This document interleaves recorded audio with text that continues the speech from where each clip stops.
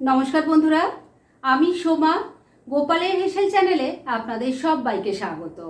অনেককেই বলতে শুনি নিরামিষ রান্নার দিনে কি রান্না করব এটা চিন্তা করেই নাকি তাদের ঘুম উড়ে যায়।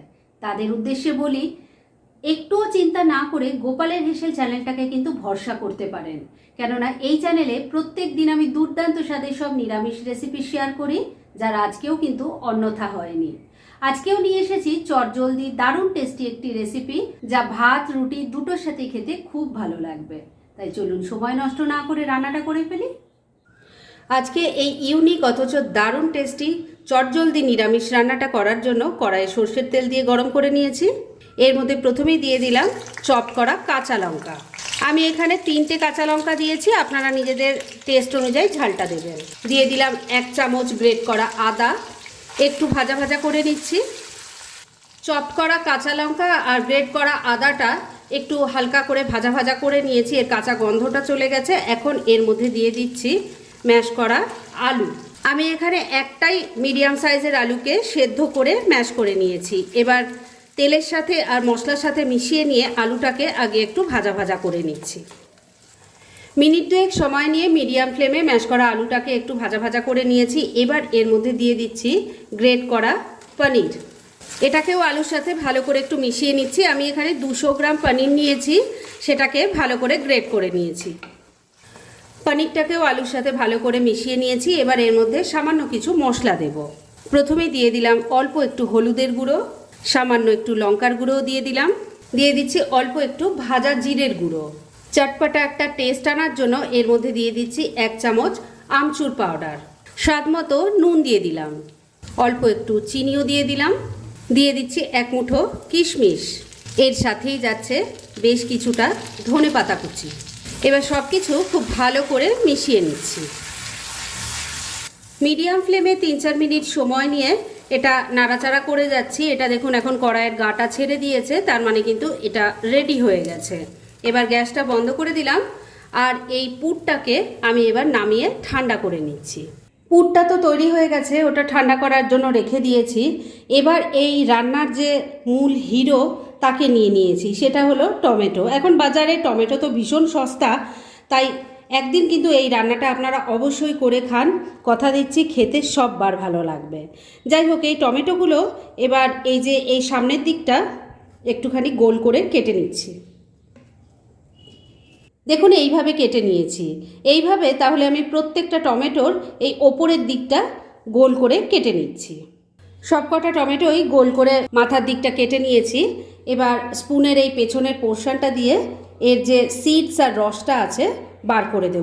সবকটা টমেটো থেকে দেখুন ভেতর থেকে স্কুপ করে সিডস আর রসটা বার করে দিয়েছি। আর এই যে সেই রসটা, এটা কিন্তু ফেলে দেওয়ার কোনো দরকার নেই, যে কোনো রান্নাতেই আপনারা ব্যবহার করতে পারবেন। যাই হোক, এবার তাহলে চলুন নেক্সট স্টেপের দিকে এগোনো যাক। টমেটোগুলো তো স্কুপ করে আলাদা করে রেখে দিয়েছি, আর এদিকে কিন্তু ফিলিংটাও এবার ঠান্ডা হয়ে গেছে। এবার এই টমেটোগুলোর মধ্যে খুব ভালো করে এই ফিলিংটা চেপে চেপে ভরে দিতে হবে। যত ভালো করে ফিলিংটা ভরতে পারবেন ততই কিন্তু খেতে দারুণ টেস্টি হবে। আর সেজন্যই বন্ধুরা এই রান্নাটা করার সময় একটু বড় সাইজের টমেটোগুলো নেবেন, তাহলেই তো ফিলিংটা ভরা যাবে বেশি করে। সবকটা টমেটোর মধ্যে দেখুন ফিলিং ভরে রেডি করে নিয়েছি। এবার এই প্লেটটাকে আমি কিছুক্ষণের জন্য এক সাইডে রেখে দিচ্ছি। এবার একটা বাটির মধ্যে আমি 1 চামচ ময়দা নিয়ে নিয়েছি, দিয়ে দিলাম। এটা দিয়ে একটা আঠা তৈরি করব। এই ময়দাটার মধ্যে অল্প একটু জল দিয়ে দিলাম, ভালো করে মিশিয়ে নিয়ে আঠাটা তৈরি করে নিচ্ছি। ময়দার মধ্যে অল্প জল দিয়ে আঠাটা তৈরি করে নিয়েছি। এবার এই টমেটোর যে মুখটা ময়দা দিয়ে যে আঠাটা তৈরি করলাম সেটা দিয়ে সিল করে দিতে হবে। এইভাবে সবকটা টমেটোর মুখ ময়দা দিয়ে তৈরি করা আঠা দিয়ে সিল করে দিয়েছি। এবার তাহলে চলুন নেক্সট স্টেপের দিকে এগোনো যাক।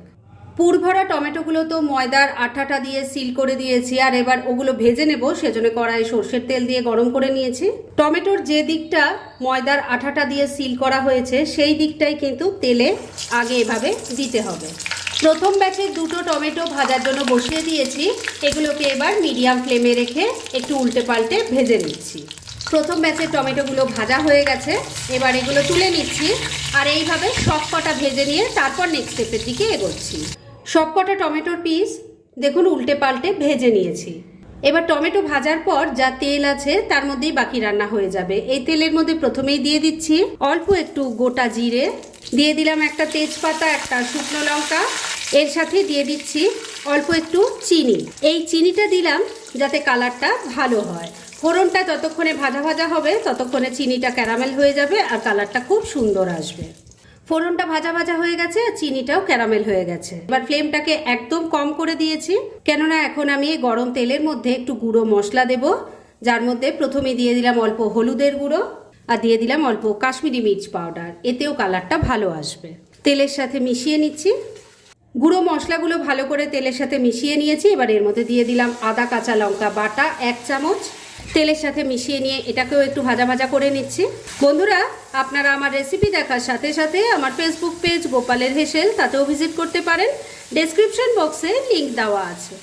আদা কাঁচা লঙ্কা বাটাটা তেলের সাথে মিশিয়ে নিয়ে ভালো করে একটু কষিয়ে নিয়েছি। এবার এর মধ্যে দিয়ে দিচ্ছি 1 টেবিল স্পুন টক দই।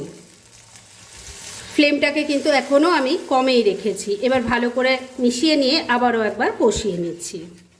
মিনিট 2 সময় নিয়ে মশলাটাকে আবারও একবার খুব ভালো করে কষিয়ে নিলাম। এবার এর মধ্যে দিয়ে দিচ্ছি স্বাদ মতো নুন, দিয়ে দিচ্ছি অল্প কয়েকটা দানা চিনি, কেননা যেহেতু নিরামিষ রান্না একটু মিষ্টি মিষ্টি হলেই খেতে বেশি ভালো লাগবে।